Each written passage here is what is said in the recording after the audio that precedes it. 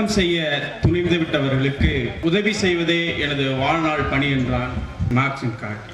அதை போல இந்துக்களாக்கப்பட்டவர்களுக்காக சாதியின் பெயராலும் மதத்தின் பெயராலும் நசுக்கப்பட்ட ஒடுக்கப்பட்ட மக்களுக்காக தன் வாழ்நாள் முழுவதும் போராடி மாண்ட ஒப்பற்ற தலைவர், சாதி ஒழிப்பு போராளி, உண்மை குடிதாங்கி நீலப்புலிகள் இயக்கத்தினுடைய நிறுவனர் ஐயா TM உமர் ஃபாரூக் அவர்களுக்கு எனது புரட்சிகர வணக்கத்தை, வீர வணக்கத்தை தெரிவித்துக் கொள்கின்றேன். நேரத்தின் அருமை கருதி இங்கு சிறப்புரை ஆற்ற வருகை தந்திருக்கக்கூடிய சமகால அரசியல் தலைவர்கள் அனைவருக்கும், சிறப்பு அழைப்பாளர்களாக வருகை தர இருக்கின்ற எழுத்தாளர் பா. சிவகாமி IAS அவர்களுக்கும், ஐயா உமர் ஃபாரூக் அவர்களுடைய நினைவு விருதினை பெற்றுக்கொள்வதற்கு வருகை தர இருக்கின்ற மக்கள் வழக்கறிஞர் ஐயா பே. ரத்தினம் அவர்களுக்கும் இந்த மாலை நேரத்தில் மாபெரும் புரட்சிகர வணக்கத்தை தெரிவித்துக் கொள்கின்றேன். உயிர் நீற்று மாண்டார்கள்.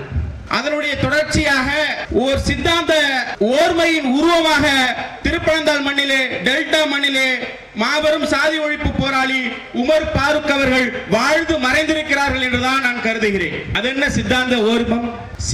சித்தாந்தத்தின் ஓர்மை என்று நான் இங்கு குறிப்பிடுவதற்கு காரணம் என்றால், அன்புக்குரிய தோழர்களே, இன்று பெரும்பான்மையான அம்பேத்கரை இயக்கங்கள் தந்தை பெரியாரை மறந்து விடுகின்றனர். டெல்டா மண்ணினுடைய அரசியல் என்பது இருவேறு இயக்கங்களாக, இருவேறு சித்தாந்தங்களுடைய போராட்ட வரலாறுகளாக இருந்திருக்கின்றது. அதில் ஒருங்கிணைந்த டெல்டா என்று எடுத்துக்கொண்டீர்கள் என்றால், ஒருங்கிணைந்த டெல்டா மாவட்டம் என்று எடுத்துக்கொண்டீர்கள் என்றால், ஒருங்கிணைந்த டெல்டா மாவட்டத்தில் சாதி வெறி கும்பலை தூண்டிவிட்டு சுயசாதி வெறி பிடித்த, சுயசாதி அறிவிடுத்துக் கொண்ட கும்பல்களை நீங்கள் காசுகள் குடித்து, கார் கொடுத்து, இன்னும் ஏனைய அறிவிப்படுகின்ற அனைத்து சகலமான வசதிகளை செய்து கொடுத்தாலும், இந்துக்களாக்கப்பட்ட ஒடுக்கப்பட்ட மக்கள், உழைக்கும் மக்கள், பாட்டாளி மக்கள், நாங்கள் ஒருபொழுதும் விளைவாக மாட்டோம். உங்கள் காசுகளும் உங்கள் சொகுசு கார்களும் எங்கள் கெண்டக்கால் மயிலுக்கு சமமடா.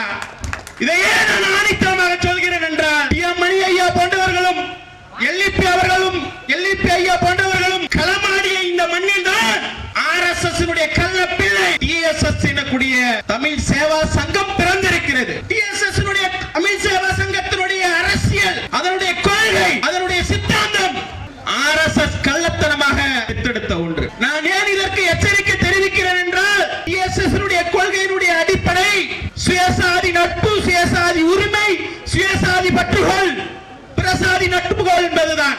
அவர்கள் டெல்டாவிலே, குறிப்பாக திருப்பனந்தாள், திருவிடைமருதூர், ஆடுதுறை மட்டுமல்லாமல் தஞ்சை மாவட்டத்தில், குறிப்பாக வட தஞ்சை மாவட்டத்தில் காலோச்சுவதற்காக கிராமம் கிராமமாக சென்று கோயில் கட்டி தருகிறேன் என்று முழங்கிக் கொண்டிருக்கிறார்கள். என் அன்பிற்குரியவர்களே, உங்கள் வாயிலாக இந்த சங்க பரிவார கூட்ட சனாதன கூட்டத்திடம் நான் ஒன்று கேட்கின்றேன். எவன் கேட்டான் உங்களுடைய கோவிலை? எதற்காக நீங்கள் கோவில் கட்டி தருகிறீர்கள்? அதற்கு அவர்கள் ஒரு நியாயம் கற்பிக்கிறார்கள். பறையன் தெருவில், பறைகருவில், சேரிகளில் கோயில்கள் இருந்தால் பிற சாதி தெருக்களில் இருக்கக்கூடிய பிற தெய்வங்களை வணங்க மாட்டார்கள், அங்கு செல்ல மாட்டார்கள். அவர்களுக்கு சாதி கலவரம் ஏற்படாது அல்லது சாதியால் எந்த பிரச்சனையும் ஏற்படாது என்பதே அவர்களுடைய வாதமாக தெரிவிக்கிறார்கள். உண்மையாக இந்துக்களாக்கப்பட்ட சாதியின் பேரில் பொருளாதார அந்தஸ்து இல்லாமல், சமூக அந்தஸ்து இல்லாமல் ஒடுக்கப்பட்டிருக்கக்கூடிய இந்த பெரும்பறை சேரி இனத்தினுடைய விடுதலையை நீங்கள் பெற்றுத் தர வேண்டும் என்றால், கல்வியிலோ, வேலை வாய்ப்பிலே, பொருளாதாரத்திலே பெற்றுக் கொடுக்க அதற்காக எந்த முனைப்பும் எடுக்காமல் நீங்கள் கோவில்களை கட்டித்தர வேண்டும் என்பது எதற்காக? எதற்காக நீங்கள் கோயில்களை கட்டித்தர வேண்டும் என்று சொல்கிறீர்கள்? உங்களுடைய அரசியல் என்ன? இப்படிப்பட்ட அரைவேக்காட்டான அரசியல்வாதிகள் கூட்டத்தை போடுகிறார்கள்.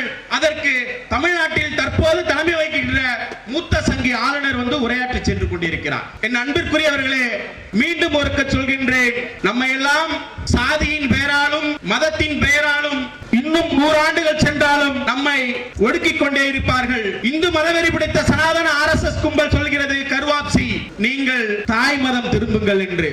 உங்களுடைய தாய் மதம் திரும்புங்கள் என்ற வாதத்திற்கு முன்பாகவே டெல்டா மண்ணிலிருந்து, TM உமர் ஃபாரூக் மண்ணிலிருந்து ஒரு பிடி மண்ணை கூட எடுத்து செல்லாதவருக்கு நீலப்புலிகள் இயக்கமும் அதனுடன் சேர்ந்த அனைத்து ஜனநாயக சக்திகளும், புரட்சிகர தோழமை இயக்கங்களும் என்றென்று உறுதுணையாக நிற்போம் என்று கூறிக்கொண்டு வாய்ப்பளித்தமைக்கு நன்றி கூறி ஐயா TM உமர் ஃபாரூக் அவர்களுக்கு எனது புரட்சிகர செம்மாந்த வீர வணக்கத்தை தெரிவித்து விடைபெறுகிறேன். நன்றி, வணக்கம்.